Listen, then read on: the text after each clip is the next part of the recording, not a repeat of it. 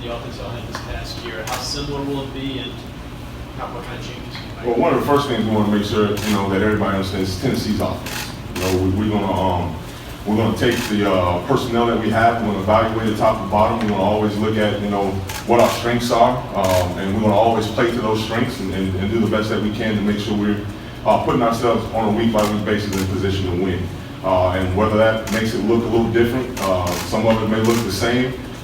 That's all left out there to be determined over time, and we're just going to take it that step by step and build it from the bottom up.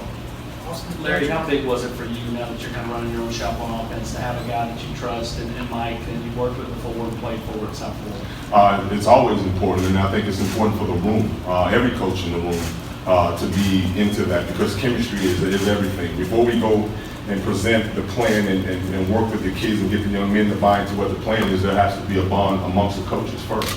That we're all tied together, we're all on the same page, we're all saying the same things. So those type of things are always critical as you start to build a staff and put together next year's team and the offense that you want to run. Years of coaching at all levels, from junior college all the way up to the NFL. So I think I can bring my experience from various places I've been, and just bring a lot to.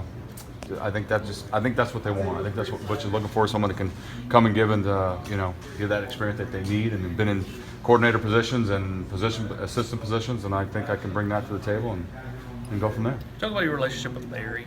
Y'all have crossed paths before. And, well, yeah, he's pretty cool. We started a program at University of South Florida back in 1996, and he was one of our first original gang. There's only we started with 75, and only 14 made it through, and he was one of the 14.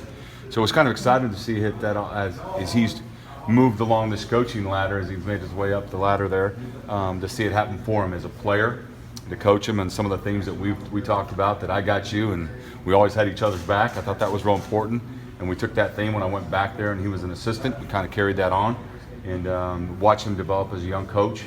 And we spent many nights down in Miami recruiting, coming back on long road trips together. That was a lot of fun. But when you sit in a room for 3 years as an assistant, and then I was assistant as well, and then pass game coordinator and then coordinator with him, you've been through the ups, been through the downs, through the tough times and the good times. Beating Florida State was one of the things, probably the best ones we'll always remember, with B.J. D'Angelo, a young kid. But I think it's just learning each other's personalities and learning from each other. And when you get in a room like that, it's all for one. It's not just one guy leading. It's all for one. All 4 or 5 guys in that room for one goal, and that's to win and trying to plan to win. I think that's what Larry's done, and it's been fun to watch his career go on as he's went from South Florida to University of Miami into that interim role, head coach, and then now here at the University of Tennessee, to watch his growth and then to sit with him in an interview process, and he's really taken, and I'm excited for him. I've kind of always fancied myself with football, being a really good football coach. I've never been a guy that wanted to always pigeonhole myself into I'm just this, I'm just an O-line guy, I'm just a receiver guy, I'm just a running back guy. As you can see by my resume, I've done a lot of different things on offense, gotten involved with special teams. Football is something that I fell in love with at a very young age, and so the opportunities that come, your way, that are presented to you, hopefully are just because there's time and you deserve those opportunities and you worked your way into those situations, and it's what's best for the program moving forward. So you grab the bull by the horns and you take off and you go whatever role that is.